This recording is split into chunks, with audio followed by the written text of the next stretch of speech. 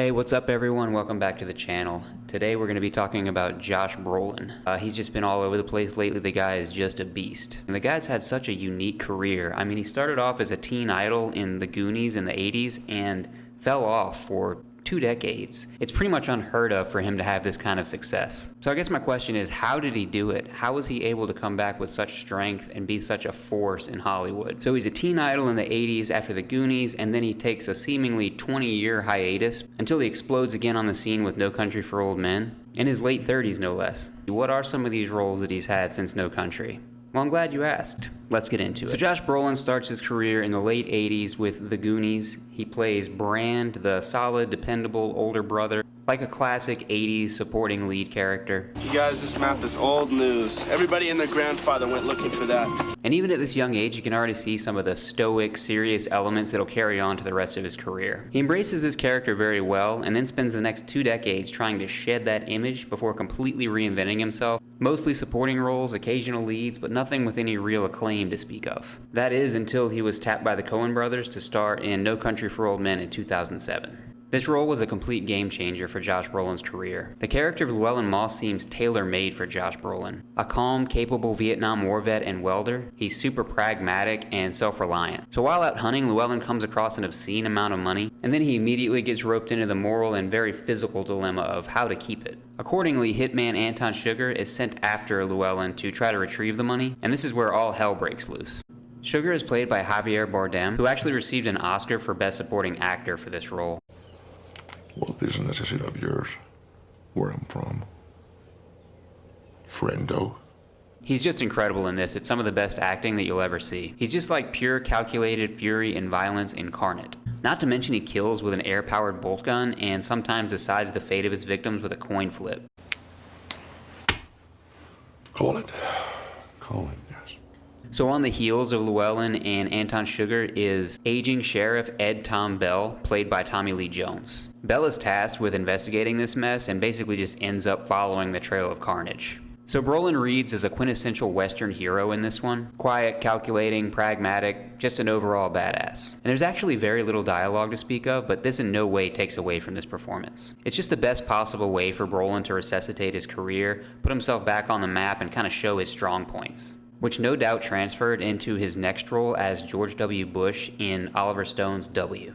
The film traces the life of Bush from privileged Texas kid to governor of Texas to ultimately president during 9/11 and the Iraq War. Brolin just nails Bush's awkward charisma, confidence, and impulsiveness. Iran is not Iraq, and Iraq is not Iran. I know that. We can get one democracy going in one of these places, Iran, Iraq.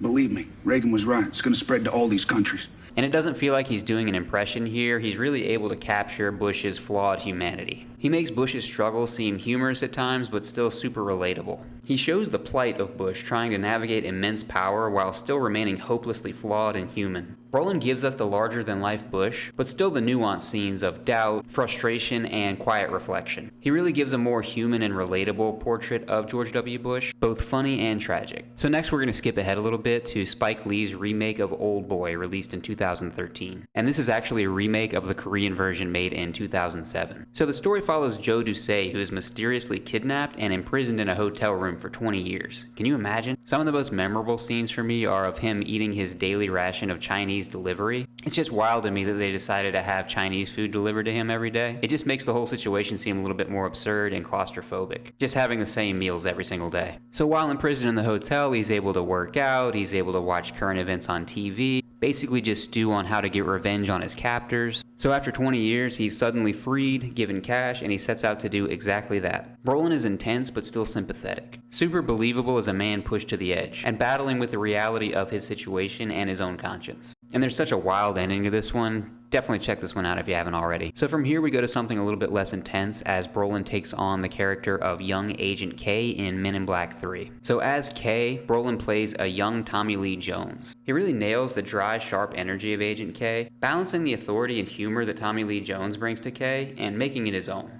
Last chance, who are you and what do you know?